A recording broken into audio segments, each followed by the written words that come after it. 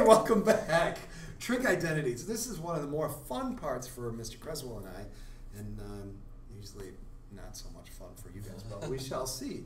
So, trigonometric identities. So the basic ones are, we've talked about this before. If you want to find cosecant, it's 1 divided by sine. If you want to find secant, it's 1 divided by cosine. If you want to find cotangent, it's 1 divided by tangent. So I would take a moment right now and write this down somewhere and leave some space, so you're going to add several more to it. Right. Yeah. All right? Highlighted or whatever. Yeah, in fact, yeah, okay, that'll work. Go ahead and keep on trucking, sir. Okay, so if sine of x equals 0.25, what is cosecant of x? Well, I know that sine, I know that cosecant is 1 over sine of x. Okay. So cosecant of x must be 1 over 0.25. Which is 4. Right. Okay, cool. Right. If secant x is 1.23, what is cosine of x? Okay. So we're on this one right here? Yep. So if we want to find cosine, you can flip these around too, right? Cosine is 1 over secant. Right, so cosine is 1 over secant. So cosine x is 1 over whatever secant was. Right. 1 over 1.23? Yep. All right. Do you want to do the button pushing? Because you really, I love the button. You really get into that. Yeah, it's okay. So 1 divided by 1.3. 1 divided by 1.23. So this one's 0.8. Right. So 0.81 something something. Yep. Which is 0.81 something. Mess. All right, cool. And we're on to the next one. Is that correct? Yep. All right, so the tangent of x is the same as sine over cosine. I use that quite frequently. A lot of times if I'm stuck on these identities or stuck on reducing things or verifying things, I put things back into sines and cosines. So instead of writing tangent, I'll put sine over cosine.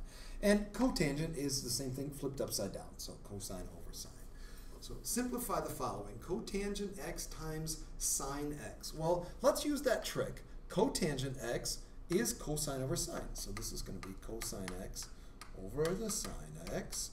Now, I didn't do anything with this other sine x, but good things happen. This is the same as cosine x.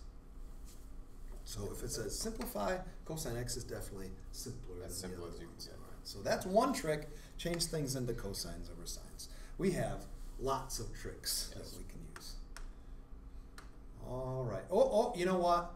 You probably should take a moment and go back and pause and write these two down. Yes. I didn't give you time to pause and write those down. So put those right next to the other 3 that you already wrote down. And now while you're pausing and writing down, here's some more. Yes, and I think those are the last ones they need to save space for. Yes. Is that correct? Yep. Okay. Yep. They're called the Pythagorean identities. Do you want to go into where they come from? Completely up to you. Go for it. Well, they're all based off of this first one, sine squared plus cosine squared equals 1. And if we took this thing and divided everything by cosine, it would give us this one. And if we divided everything by sine, it would give us this one over here, the second one. So that's where they come from. That's cool. That's cool. Yeah, let's actually just use them now.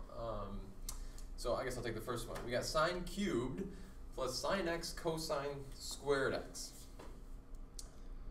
The first thing I'm going to do is look at this and go, well, I've got a sine in each both terms have a sine in it? Yeah. So what are you going to do with that? I'm going to factor that sine x out and take it out. You're going to divide it out front or factor it out front. So if we put that out front, what's left here if you take a sine x out? I got sine squared. Yeah, you got 2 of them. You had 3, so now you have 2 of them. Sine squared x. And now here's this plus sign right here. And here's the second term, and you took the sine part out. Right. So you're left with cosine squared. Yep. Okay. Okay. Warning bells, warning bells. I love when you get that. Magic things happen. Sine squared plus cosine squared is 1. Yeah, look at that. Sine squared plus cosine squared is 1. If you're going to get a tattoo this summer, that would be a great one right on your arm. Sine squared plus cosine squared is 1. It would be a great story. Yeah, all right. So this is 1.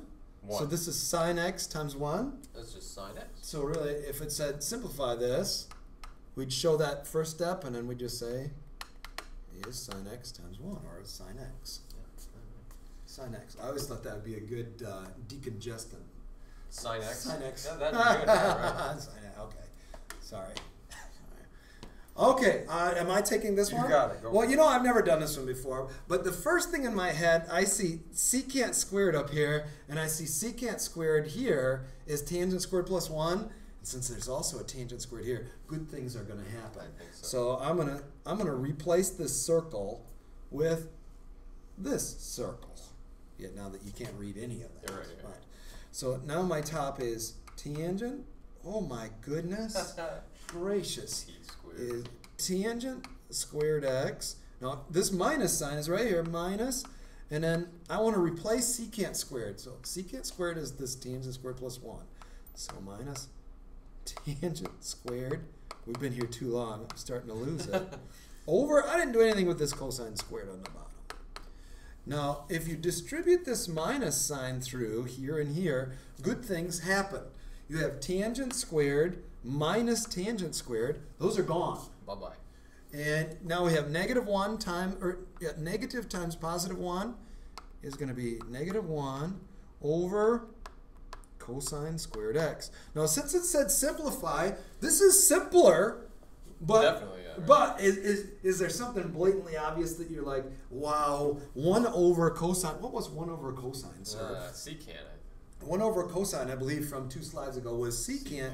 So 1 over cosine squared is secant squared, and it's got a negative on it. Right. So I would say the answer to this is negative secant squared x. That's even simpler than that. This is a good answer. This is the best answer.